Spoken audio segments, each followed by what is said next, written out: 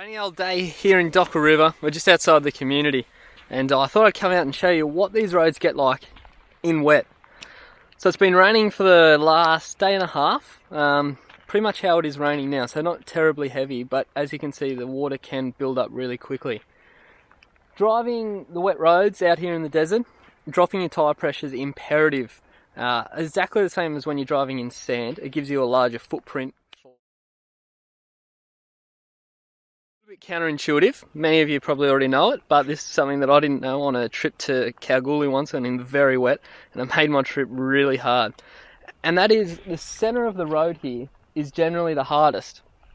If we come over here to the middle, we can see where cars have been through earlier, and you can see that they're not digging in that much. Obviously you need to check the depth of the puddles. However, a lot of people do tend to go around the side. You can see a track behind me here where someone's gone around the side, and that's fine, especially in these kind of conditions. It isn't overly wet yet, but this is just where I drove my vehicle a second ago to park it before I started filming, just to the side of the puddle here.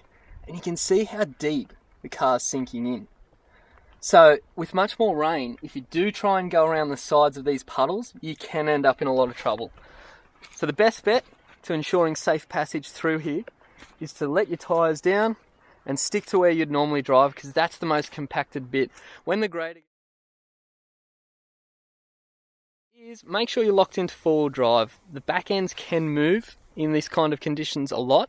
I was in the Prado, travelling a little bit too fast on my way out to see Jess just before she had Layla, and I did a complete 180. I had no control. The Prado traction control couldn't live up to it, and I was travelling about 70 kilometres an hour through wet conditions like this, and I caught the edge of a puddle and it just spun me around. Luckily I was only doing 70.